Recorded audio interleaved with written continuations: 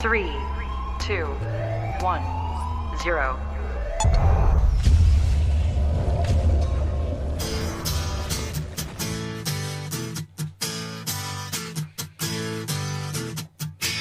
Hey, you! Yeah, you! Come here for a minute. I want to talk to you.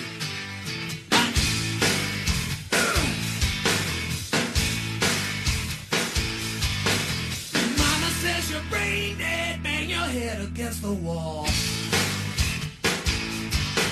Can't find peace of mind, brain needs an overhaul.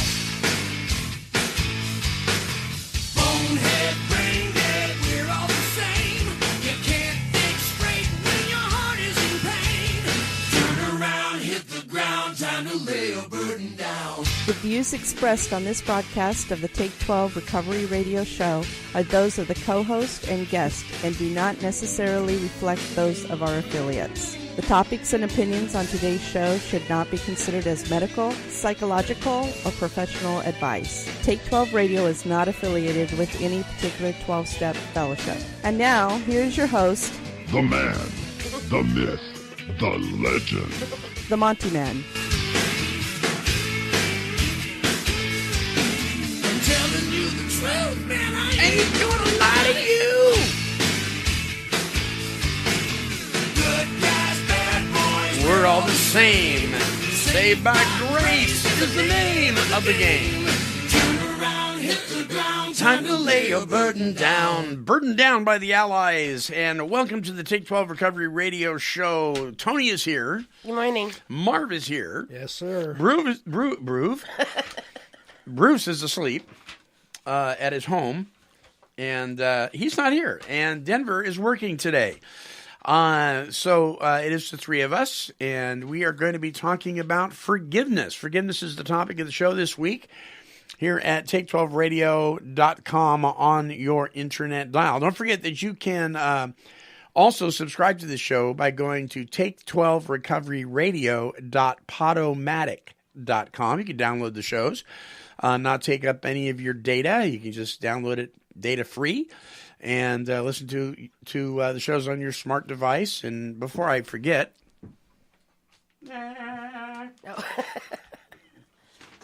that's for Tony for the end of the show, and that's for Marv for the end of the show.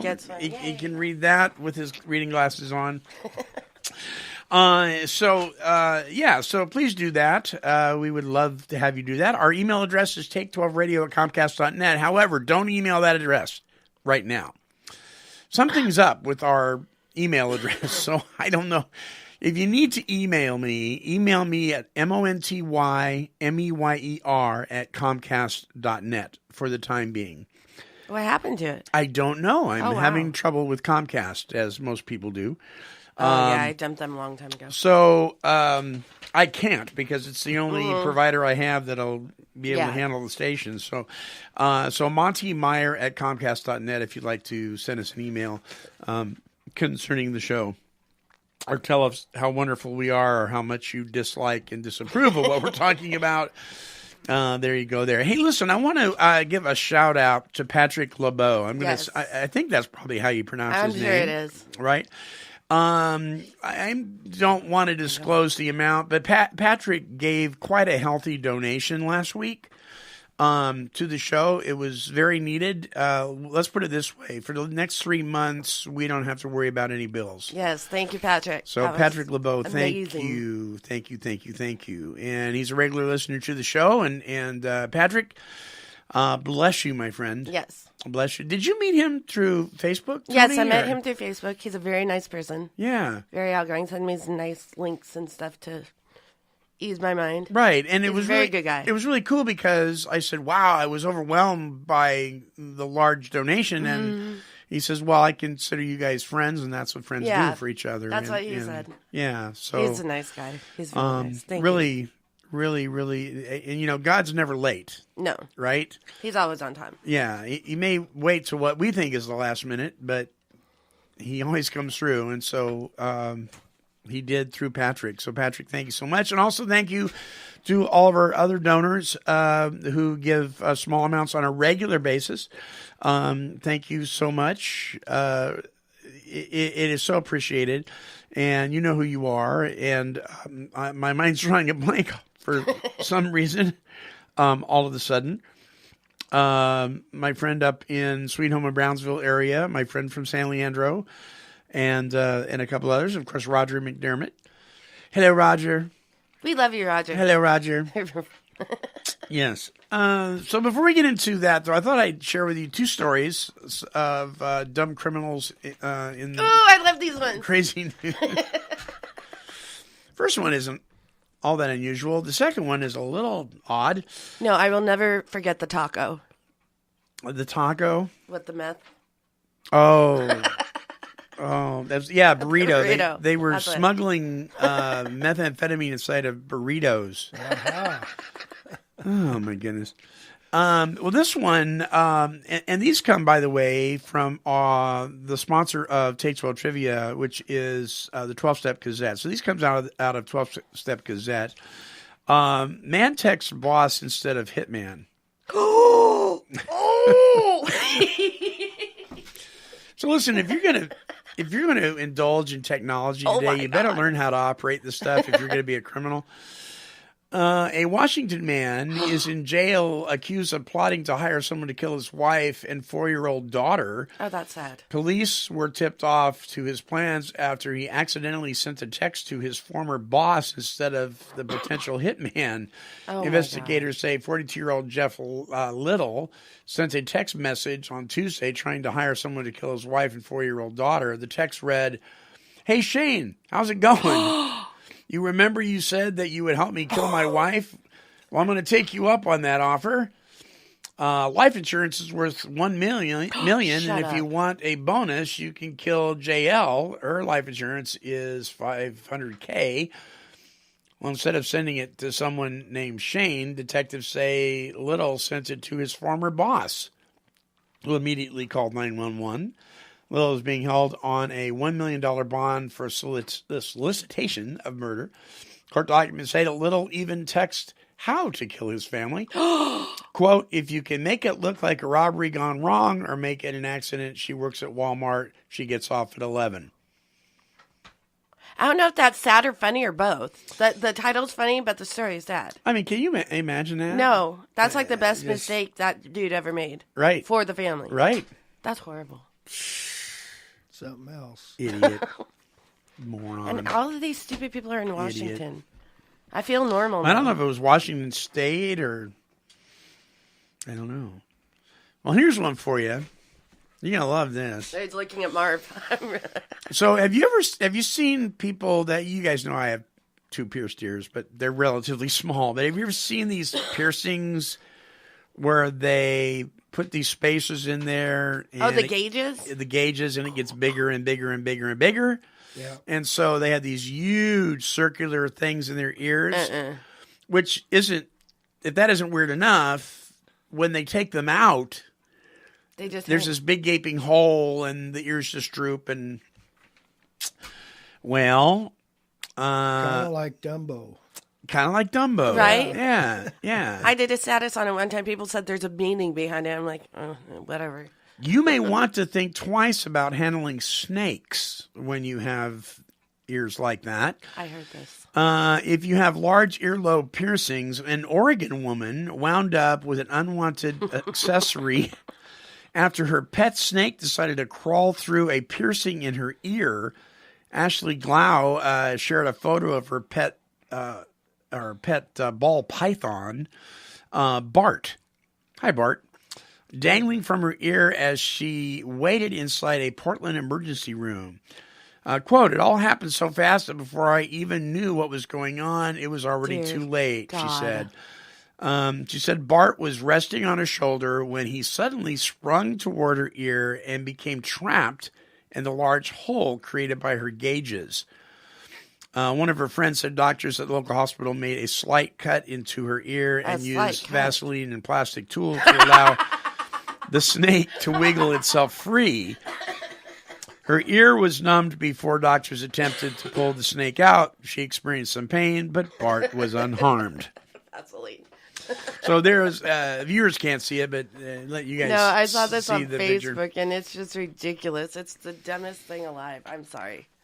And people put it in their cheeks so their teeth show. Yeah, well, you know what? Those are photoshops. Those aren't really real. Yeah, Oh, because if thank you look at God. them really close, they don't match up. They don't? Okay. No, those are photoshops. But I'm like, good God. although I wouldn't put it past some folks.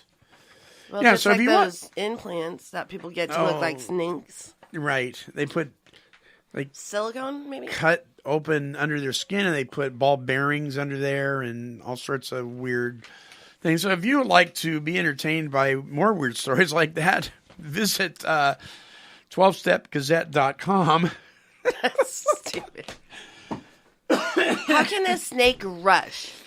You know, I've seen it like jab, like I'm going to attack Well, that's you. how she depicted it. I don't know. I think there was more to the story than just the snake. Well, I don't think the snake just decided it was. Exactly. I think she was probably, seeing if it would go in there, maybe, and I think she egged it on, I think honestly. she probably was too embarrassed to admit the fact. In that picture, is there a picture of a burrito? Yeah, No, she ate the burrito. the burrito, the That was good. the smuggling methamphetamine through burrito story. She looks like she ate the burrito, though. Did you see her face? Yeah, she looked a little, yeah.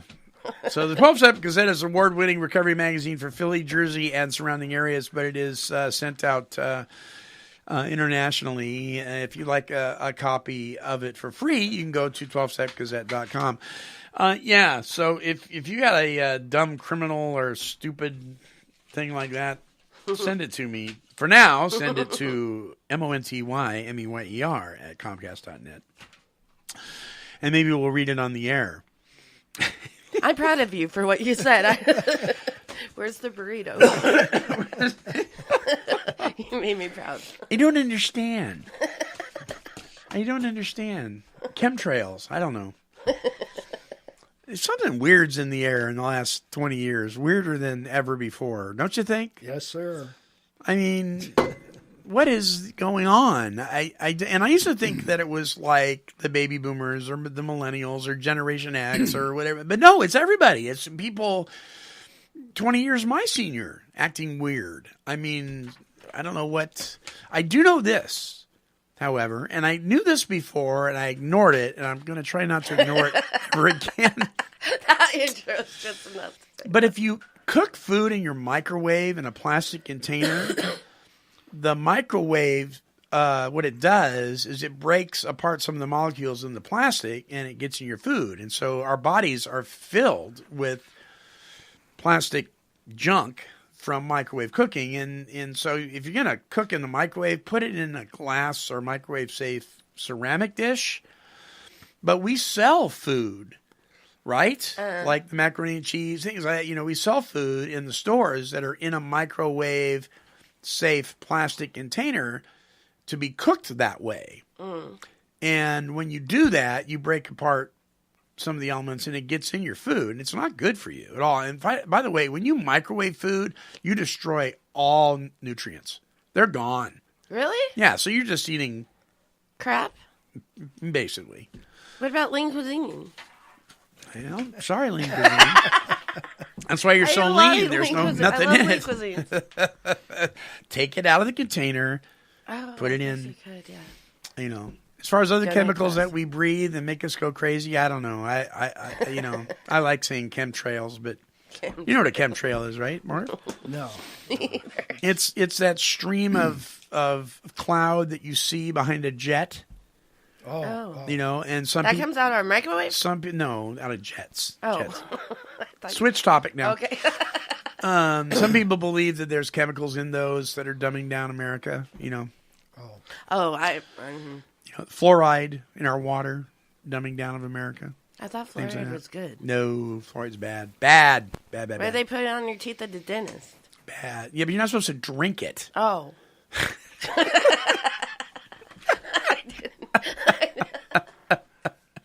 It's like the dentist gives you fluoride. Oh, that's why he rinses it.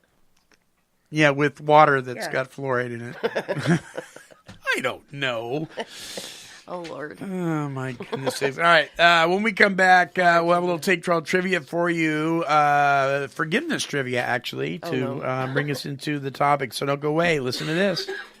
Turn around, hit the ground, time to lay a bird. Yeah, you! It's the Monty Man from Take 12 Recovery Radio. And as a journalist, I get a ton of literature from folks to read every single year. And I simply can't get to everything. But there is one publication I never miss. It's the 12-Step Gazette. This is an award-winning recovery magazine for Philly, South Jersey, and surrounding counties. And is distributed nationwide and can be viewed even on the internet. Rehabs, detoxes, helplines, puzzles, classifieds, columnists, events, an hilarious humor page, and so much more. All found in the 12-Step Gazette. To get your copy of the 12-Step Gazette, visit www.12stepgazette.com today.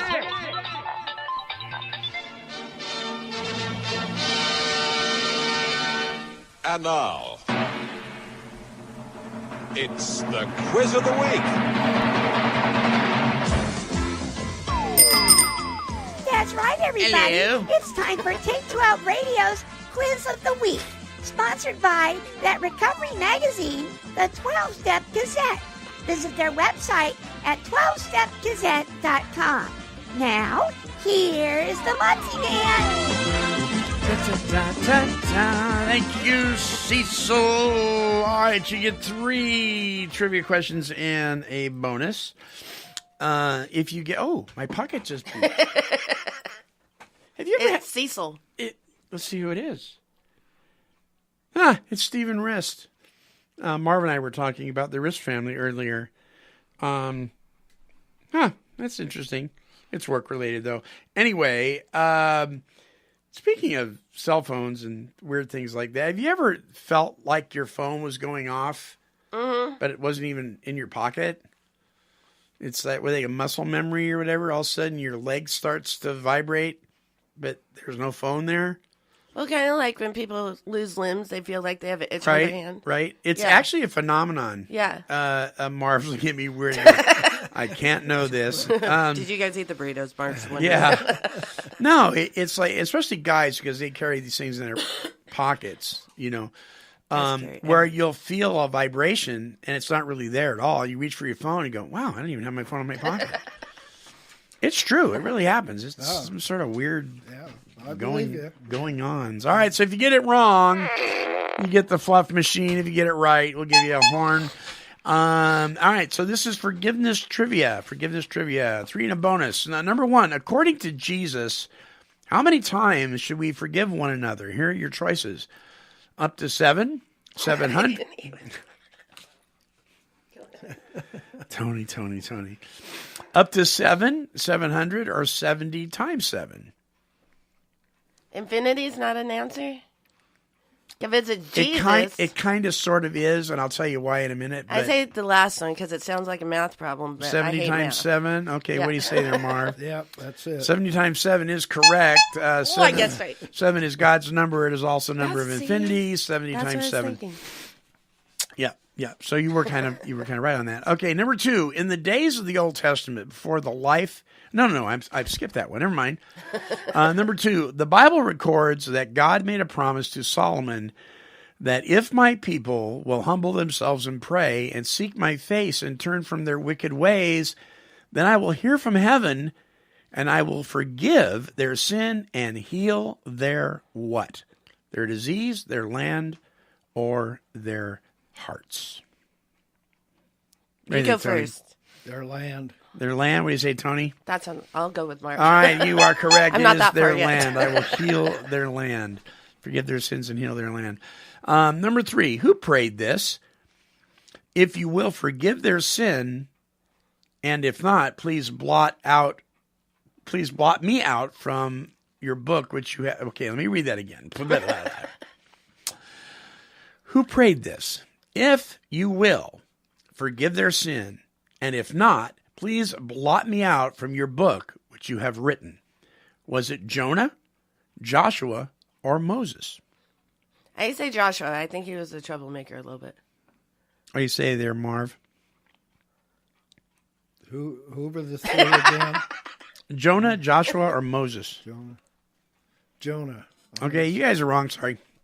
Moses, huh? It was Moses. Yes, it was Moses. I thought Moses was like Jesus' BFF. Oh, Jesus wasn't here yet. Oh. Moses in the Old Moses Testament. came Moses, first? when the Israelites had made a golden calf to worship, he asked God to forgive them. And if he did not forgive them, to blot him out because he was taking the blame on himself. I really need to reload my Bible app on my phone You again. need to start going to church and listening I so know. you can hear these messages. It's a sign. It's a sign. All right, here's your bonus. Who wrote the prayer for forgiveness from which the following line is taken? Create in me a pure heart, O God, and renew a steadfast spirit within me. Was it Moses, David, or Solomon, Marv? David. David? I'll go with him. You go with David? All right, you guys are correct. There you go. I've never felt so lost in trivia. That's all right. And that does it for Forgiveness Trivia. Take 12 Trivia this week. Da, da, da, da. All righty. We live in a society that promotes unforgiveness. Have you noticed that? Mm-hmm. From our television shows, which are all about kill, seek, destroy. If somebody violates you, most of your crime dramas, it's all about get back at the other guy. If you look at everything from the Terminator to Rambo to most of your crime dramas, Boston Legal. I mean, all of them is, what can we do to make sure that the guy who violated or offended us is punished? There's not a whole lot of promoting forgiveness on television shows. So let's switch that up to social media. How often have you seen somebody write on social media, about forgiveness? Most of it is about, how this person screwed me over, how this person, I'm going to get them. You better not F with me. You better watch out. You better watch your back. I mean, we read it constantly on social media. So social media isn't really a friend of the whole attitude of forgiveness. When you're in the grocery store line, I mentioned that one story, right, where I asked a lady if she wanted to go in front of me because she had a basket full of groceries. I only had one item, and she told me to F off. What? Yeah. Rude. Yeah, so she was real loving. That is a mean lady. I'd be like, heck yeah, thank you very much. But you look at behaviors like that, and you have to ask yourself what's going on, because people do things for a reason. They don't just act like that. People produce movies like that for a reason. They just don't act like that. People act that way on social media for a reason. There's a reason. There's something fueling this stuff. And I will tell you that I suspect the same individual that has fueled this stuff from the very beginning is still the one doing it. And that's the enemy of our soul. It's the devil himself. And, his whole purpose is to steal, to kill, destroy, to cause mayhem, to cause division. We know that a house divided against itself falls. The way that you take down a family at Thanksgiving is to have Thanksgiving. I mean, it just, that one time a year or Christmas or Thanksgiving, and people actually are sitting around arguing about, well, we were at your relatives last year, and no, we were at yours. No, we were at yours. And pretty soon you get in this big fight about where you're going to go fight. I never even thought about it that way. You're right. It's just crazy. So I want to look at three things that happen with unforgiveness, and here's number one. Number one, it will imprison you in your past. As long as you fail to forgive an offender, an offense committed against you, you are shackled to the past. Unforgiveness keeps that pain alive. Unforgiveness keeps that sore open. Unforgiveness never lets that wound heal. And you go through life reminding yourself of what was done to you, and so you feed that open wound. You feed that open sore. You stir up that pain, and you build up a larger and larger degree of anger. You go through life accumulating bad feelings. So let me ask you guys, have you ever had an offense done to you and years later you saw the person and you were still ticked? I have. Mm-hmm. Or I saw somebody driving a car that looked like them, and all of a sudden I'm getting mad again. Well, luckily I don't see the person anymore, but what if you did? I honestly have no idea. Yeah. If I saw my, the person who almost killed me, but I think, I don't know what I would do. I don't know if I would say you're forgiven or be mad. Mm-hmm. That's really a hard choice now. Before, I'd probably be like, I'm going to tear him to shreds. Right. Yeah. Right. So the idea in this one is that it imprisons you in your past. Mm-hmm. So we had, I may have shared this before, but my parents moved up here from California. And they purchased a home for the purpose of leaving it to Marcia and I when they passed away, and for their grandkids, our sons. So they purchased it in the school district that they felt was best for them. We all agreed on. Everything was set up. My dad had it all set up, and it was my inheritance. And when my dad passed away, I had another relative come in and convince my mother I was poisoning her. Because I was adopted. She would tell my mother he's not really a Meyer, therefore he doesn't deserve the house. Came in and convinced all of her relatives that I was doing all sorts of things I wasn't doing. And what ended up happening was we got our home taken from us. Because she talked my mother into changing the will while my mother was going through dementia. Oh, my God. I have to tell you, and I'm going to be really gut level honest here, I have to tell you that that still stings. Yeah. And I don't think that I am at a place where I have fully experienced what 100% forgiveness is in that area, because it still stings to a great degree depending on what happens. So this relative passed away here a few weeks ago. Oh. I was not... Now, when my mom passed away, they took my mom and basically hid her out. And I was not allowed to see her, to talk with her, or even know where she was. And when she passed away, they would not permit me to know where the memorial service was. Well, now years have gone by, right? And this relative has passed away, and they want to know if I'm going to come to the memorial service. And I have to tell you, my flesh, not in front of anybody else other than my wife, had a little discussion. Why in the world would I want to do that? You know? And I got really angry. Really angry. You have every right to get angry. I'm angry for you right now. But here's the thing. That unforgiveness kept me trapped from something that happened years ago. Are they losing any sleep? Evidently not. Was I? You bet. I'm still struggling with that to a certain degree. Not like I used to, but it brought up all sorts of stuff because I think that some of it wasn't resolved. Now, I think that part of it's natural. I don't know that it's always a sign that you haven't forgiven if you get stirred up again. I'm not so sure. Don't you think there's different levels of process you have I to think go there through? is. Yeah. Yeah, and I'm not sure where I am in that. It just I went through hurt, anger, fear, all this stuff. I don't know how to respond. I don't know how to respond to them. They want to do it on Mother's Day, and I'm like, Mother's Day is not a good day, but is that really why? Do I tell them I don't know what to do. And so I'm in this conundrum of I can't make a commitment to show up on Mother's Day at this point in time. That was my statement. My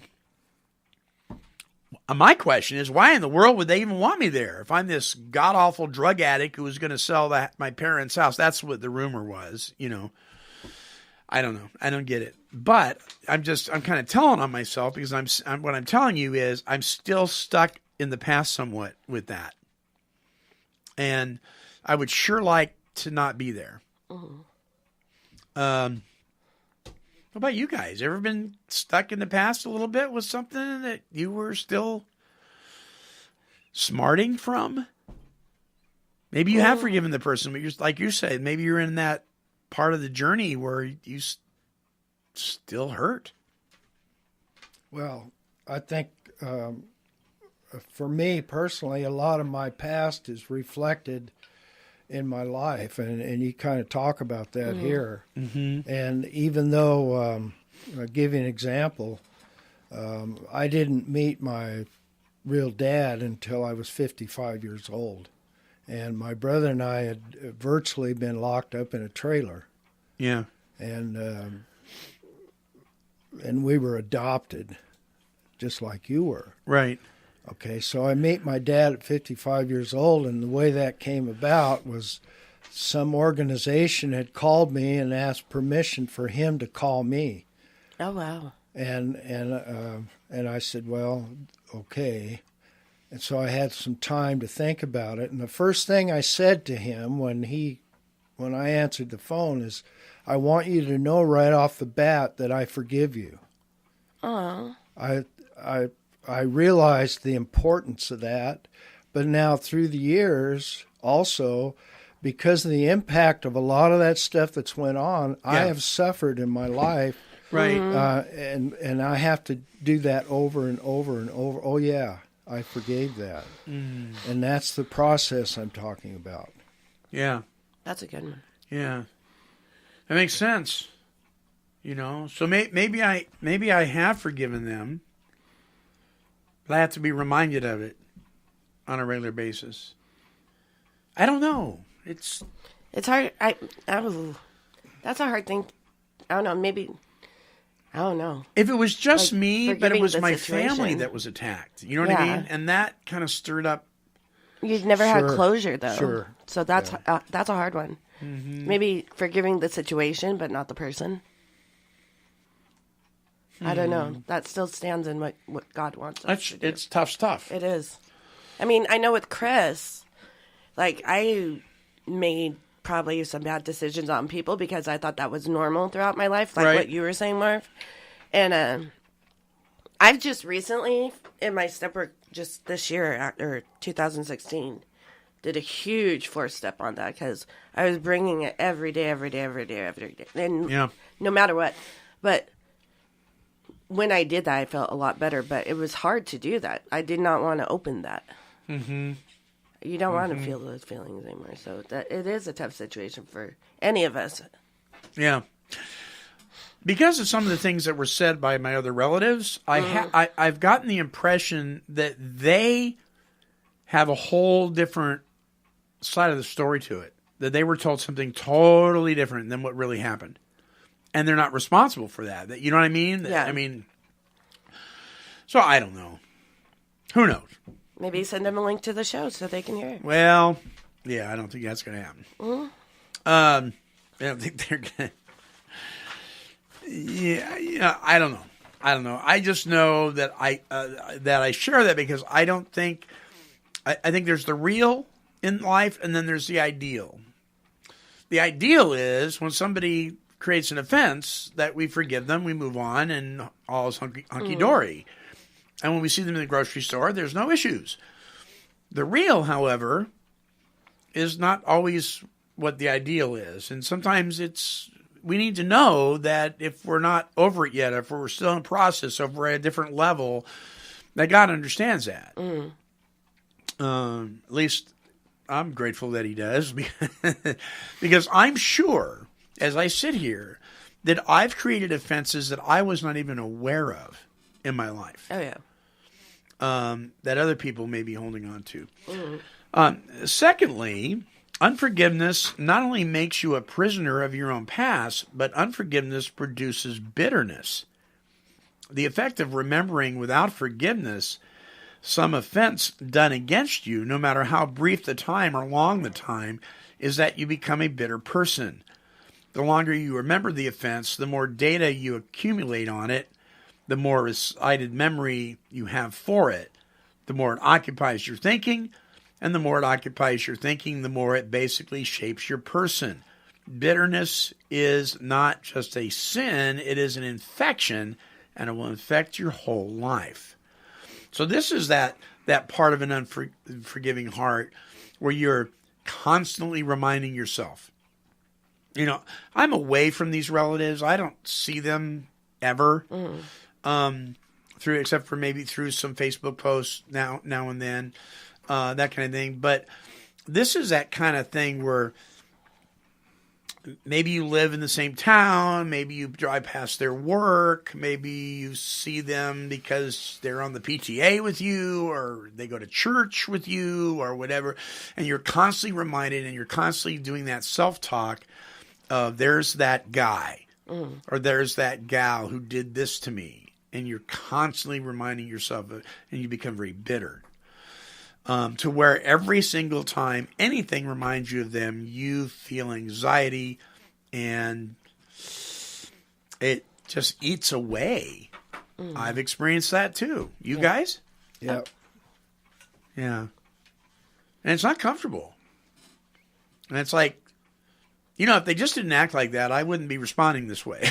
Right. Well, and then you respond in life and your everyday actions differently when you're carrying this stuff around. Yeah, you betcha. And it not only affects you, the bitterness not only affects you psychologically, but in the end, it will affect you physically. It will cause you to become physically sick. Yeah, it raises cortisol levels. It causes stress. Yeah. It can affect your heart. It can affect your kidneys. It can affect your breathing. I mean, it can affect all sorts of things. Well, luckily, blood pressure. I don't see the person. We actually live both in the same town, and that's one that's very close to the H word that I dislike using. So when I see this person, I just kind of veer to the left. Yeah. Wouldn't it be nice, in the ideal, right, that you could run into the offender and not feel anything except for compassion? Wouldn't that be great? And there have been people in my life that actually has happened to, because of God's done a mighty work in my heart towards. And I realize, like the Big Book of Alcoholics Anonymous said, that when a person offends, we said to ourselves, this is a sick man. And so when somebody creates an offense and we see them through a different set of glasses, we see them as somebody who's sick. We wouldn't treat a sick person. If somebody had cancer, we'd been yelling at them, screaming at them, have bitterness, and that kind of thing. So I think a lot of it has to do is, what lens are we looking at them through? And where we're at what level we're at in moving through this whole forgiveness thing and unforgiveness thing. I mean, let's be honest, some of us are not willing to forgive certain situations. We're not there yet. Yeah, right? We're just with not. This person, I'm not there. I know it's from years ago, and whenever I see her, just that fire burns. I'm like, But isn't it true the fire burns in you, but not in them? Oh no, it's mutual. It's very mutual. How do you know? I know. But you can't know them like you know you. No, but Right? Yeah, I guess so. I can't know, I guess. So I'm just saying. I can't know. I can't know. I know. I had to use the Marv. I'm just saying. Be careful of who we think's losing sleep, because they very well may not be. Oh no, they're not losing sleep. But when we see each other, it's. So there's definitely unforgiveness going on. No unforgiveness. Or definitely unforgiveness. Right. Now. No forgiveness. I don't say it's not possible. Right. But I don't see it happening anytime soon. So let's look at number 3. There's a third thing that unforgiveness does. Unforgiveness gives Satan an open door.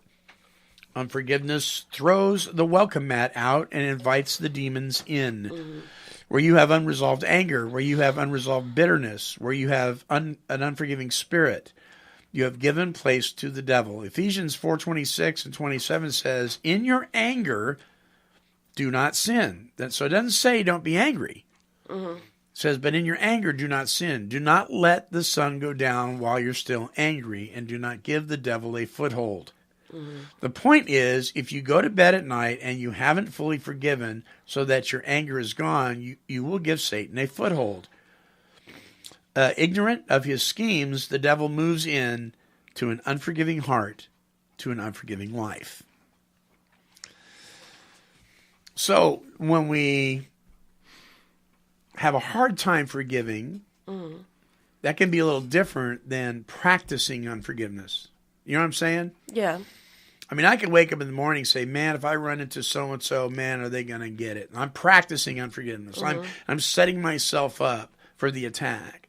That's a little different than if I'm just bebopping along my day and something reminds me of the individual and I start feeling anxiety. You know what I mean? One's kind of premeditated. One's kind of like, man, I'm going to get him. The other one is almost unintentional, but is maybe we're still hurting or smarting from the circumstance, right? And so, but either one, if we let those things rule us, one, we imprison ourselves in our past. Two, we become bitter. And third, we give the enemy of our soul a foothold in our life.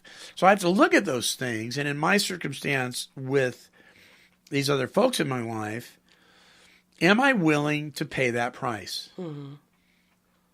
Am I willing to allow bitterness in? Well, live in my a lot of past? people don't even know they're paying the price. No, they don't. Hopefully they do now. Well, Or they think about it by listening to this a little bit. And that's why when you sent me the topic of the show, Right. I actually had... It's like you already know what's going on. It's weird. But me and a very close friend of mine, she's like my sister, we... It was a disagreement, but it was a life lesson all in one. Yeah. But we went a week without talking. And then, sometimes we would exchange texts. And they weren't the best, but we were both, she's Russian, I'm Italian, so we're both hard-headed individuals. So, but, after finally me letting it go for like a day and not talking to her, because I'm not one to just like, I'm not saying back down, but like I like to resolve stuff, and she just needed space, and we were just clashing. So I'm like, okay, I'll give her space. Then we talked about it, and I learned stuff from her. Yeah. And I think it was the same back, but I learned stuff about myself, how life really isn't. Now that Walter's gone, I have to defuse and relearn. Right. And that's from carrying Chris over to Walter. And now my life is finally my life. Right. So she gave me great advice and great insight. Yeah. And she knew I didn't mean to hurt her, and vice versa, and everything like that. And that was probably one of the first fights I've ever had that was that bad that she stayed. And so it was nice to have the full circle. It sucked going through it, but knowing that, because she's a child of God, and I'm trying to learn who God is, and I was just like, oh my God, I thought I lost you. I learned stuff about myself, and she gave insight, I gave insight, and it was fine. But Right. it was scary as hell going through it. Right. Does that make any sense? Yeah, sure. Yeah. Sure. I can't say for sure, but I don't suspect that most people wake up in the morning with the intention to totally ruin a relationship with somebody that they loved. Yeah, no, and I'm not saying that was her intention, but that's how I'm used to people just leaving. Right. So one of the things that I did, and it was really interesting because we will create these imaginings in our heads. Yeah. So I was adopted. And when I was younger, I kept getting accused of things within this family circle that I'm talking about, because we had a large, lots of cousins, lots of aunts, lots of uncles, things like that. And we'd all get together at the holidays, and they'd play football. And, it was just kind of a thing. Everybody got together. We lived in pretty close, proximity of each other. But it seemed like every time I turned around, I was the adopted kid getting accused of, I got accused of stealing a pet. I think there was a lizard or something like that. Somebody had caught and put in a cage. And I never liked to see animals caged up. And everybody knew that. I was just a little kid. And so when it got out, or whoever let it out, when that happened, they blamed me. And I never did it. But for years, they said I was the kid who did that. Didn't happen. I didn't do it. It's the same family circle. There were some other things I got accused of, and so my head went to, this is because they looked at me as the adopted kid. I wasn't really a Meyer, so they're going to put all the blame on me when something went sideways. Now, I no more know that than the man on the moon. But you see where our head can go? Yeah. And all of a sudden I'm putting this mathematical equation together that may or may not be true and doesn't really matter, because if it is keeping me in the past, if it is growing bitterness, and if it's giving the enemy of my soul a foothold in my life, it's not good, and it's kind of on me. Yeah, exactly. Isn't it? Yes, and that's what happened is I probably went in my pity party, and she's like, well, kind of, I'm glad you were there for this, but right. A little more insight, Right. So she's helping me grow. She knows I'm new to this new life. Yeah. So she was actually more supportive than I thought that would happen. So, no, you're right, though. We totally make crap up in our head. So have you ever, Marv, have you ever experienced forgiveness from somebody and felt a burden lifted, or actually forgiven somebody and felt like, wow. Oh, I've done a lot of forgiving. Yeah. Yeah. What's that do for you? Set you free? I can't say that. Yeah. I can't, because like a lot of people in our position, I mean, we're broken people. Yeah, you bet. And, I'd like to be able to say, oh, yeah, that set me free, but I got so much other garbage I'm working on and the Lord's working on that it don't set me free. Not really. Maybe the link in that part of the chain got broke, but maybe there's still chains. Yeah. Yeah. But I do have a couple of things to say about this topic. Yeah. And I have practiced one of these. It says in the bigger book, and I'm racking my brain trying to remember where it says this, but anyway, it says, if your enemy is hungry, give him something to eat. If your enemy is thirsty, give him something to drink, for that's like pouring heaping coals on his head. Right. And so what that means to me, and I'll just try to keep it simple, is a couple of times I've had offenses done against me. Well, I'll just give you an example. One guy heard me talking to the boss at work about taking certain days off for vacation. And the way that worked there is first come, first serve. He heard me talking about it. He runs into the office and fills out the paperwork so I can't get vacation. Oh, yeah. Oh, my goodness. And I mean, this is a trivial thing, but it made me really angry. Mm-hmm. I mean, I was upset. And anyway, I remembered that scripture, and I thought about it, and I thought, well, it could mean more than just anger or hunger and thirst. I mean, it could be just a simple matter of giving in and giving back. And so I went to the guy, and I said, you know what? I said, if you really need that time off for vacation, I said, I'm not going to raise any cane about it. You go ahead and take it. And you know what he did? He went in and canceled his vacation. Whoa. It changed his heart. Yes. It was like pouring heaping coals on his head. And so that's one thing. And the other one that is pray. Yeah. Pray for the people, Yeah. the person. Yeah. And they talk about that in the program. You bet. But There's a prayer directive there. It says, God, help me from being angry. God, help me, show me how I can be helpful to him. I mean, Just like the 7-step prayer in the big book. yeah, well, and then there's the part in the page 68, 69, I think, in the 4th step, where it talks about people that offend you and how they're sick, and we're supposed to be praying. And it's interesting that you bring up that scripture verse about the heaping of the hot coals, because I always liked it because I was, I'm going to get revenge. I'm going to hurt them by being nice to them. It'll be like heaping hot coals. See? And actually, the whole thing about a hot coal, or what they called a live coal, was in the Old Testament, there is symbolism of an angel actually bringing a hot coal and placing it on the prophet's lips as a cleansing, an act of cleansing. Fire cleanses, heat cleanses. And so the heaping the hot coals is actually a symbol of changing one's heart, actually cleansing their heart. And that's what happened to that guy. Yeah. You responded in a way he wasn't expecting. Right. Yeah. And he changed. Yeah. You know, and sometimes people won't change right away. Mm. But it's kind of like this. When they do wake up, what are they going to remember us as? The guy that said, screw you, or the guy that said, you know what, I forgive you? You know, I'm afraid some of them are going to remember me as the guy that said, screw you. But hopefully I'm doing better these days. And they'll remember me. You know, I had a guy out at the Adult Teen Challenge Center that was throwing me under the bus right and left. And it was a student, and I went up to him and I said, you know that bus you keep throwing me under? I fit pretty good under there.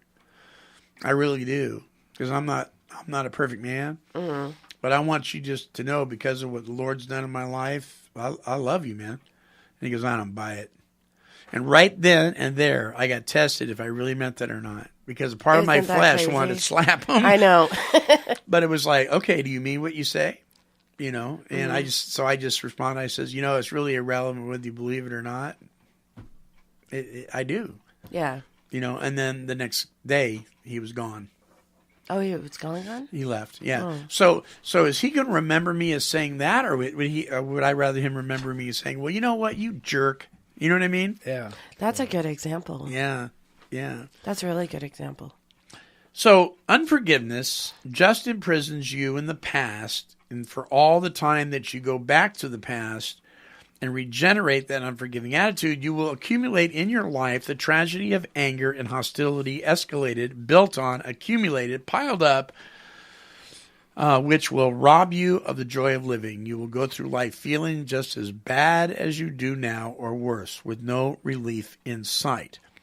On the other hand, forgiveness opens the door and lets the prisoner out. Forgiveness sets you free from your past. As soon as you forgive it, it's gone. You're free from it. If you insist on remembering the offense and never forgiving it, then you allow the person to go on offending you the rest of your life. And it's your fault, not theirs. Mm-hmm. So it really hit me. Am I going to allow them to continue to do this? Because if I do, I'm the one giving them permission to do it. Yeah. And they're not even doing it. They're done with it. And so I'm giving a person, we've said it in the program, right? We're going to give that person that much power. Right. Yeah. And they're not even thinking twice about us. You know, pull into a meeting and there's so-and-so's car. Well, I'm not going to that meeting. But wow, that's a lot of power, man. Yeah. And we don't even know. Their car just broke down there last week. They're not even at the meeting. It's wild stuff. Something to consider, right? Crazy. You know, you were asking me if I felt free. Yeah. So I can answer it this way, though. Maybe I didn't feel free, but I had no resentment banging around in my head causing me grief. Right. Oh, yeah, true. That was gone, and I guess you could label that a freedom. Form of freedom. You bet. So my sponsor used to tell me... I had to think about it a minute. Yeah. I do that all the time with everything. My sponsor used to tell me all the time, he says, people don't give you resentments, Monty. You build them yourself. You build them yourself. And I was like, nah, man, if they hadn't done this, they hadn't done that, Right. blah, blah, blah, blah. If they hadn't done that, what? He would say, what? You would not have what? You sound like my sponsor. You know, it's like, oh, Expectations leads to resentments. Gee, many Christmas. The closing song this week is by John Bartle, and it is simply entitled, now listen to this, this is a powerful song, Forgiveness.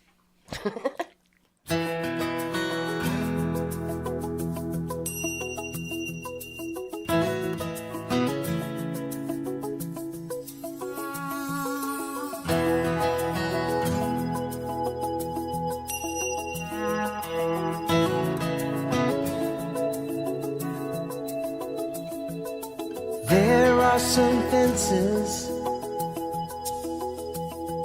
that are awfully hard to mend, and there are some actions that are even harder to defend. one lifetime, ain't it? Time that we were friends. It's all about forgiveness. It's all about love.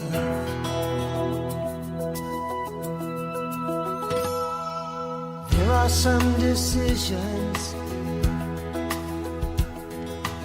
much too painful to make, and there are some revisions we would trade for each and every mistake. But there is a cure for all the wounds from promises we break. It's all about forgiveness.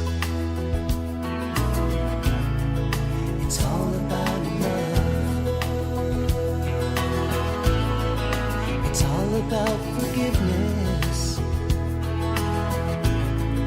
It's all about love. Wherever you are, whatever you've done to me, I'm so sorry I could not forgive so easily. But now I'm the one who's broken another's heart, and I'm learning what it means to need a brand new start. There are some fences that are awfully hard to mend, and there are some actions that are even harder to defend. And with all my heart, I'm telling you, you've long since made amends. It's all about forgiveness. It's all about love. I'm asking your forgiveness. I'm needing your love.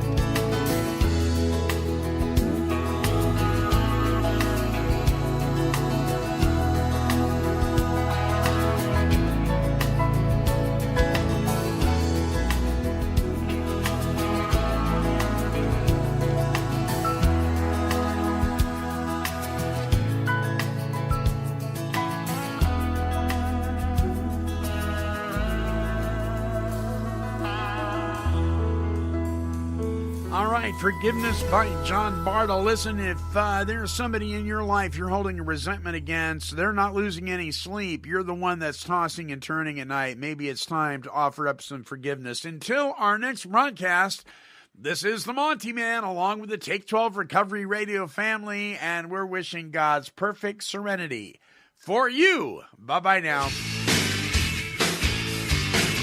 Good guys, bad boys, we're all the same. Saved by grace is the name of the game. Turn around, hit the ground, time to lay a burden down. This has been a broadcast of KHLT Recovery Broadcasting. Cause she's a super cat, she's super kitty, meow. Here, kitty, kitty, kitty, kitty. Meow.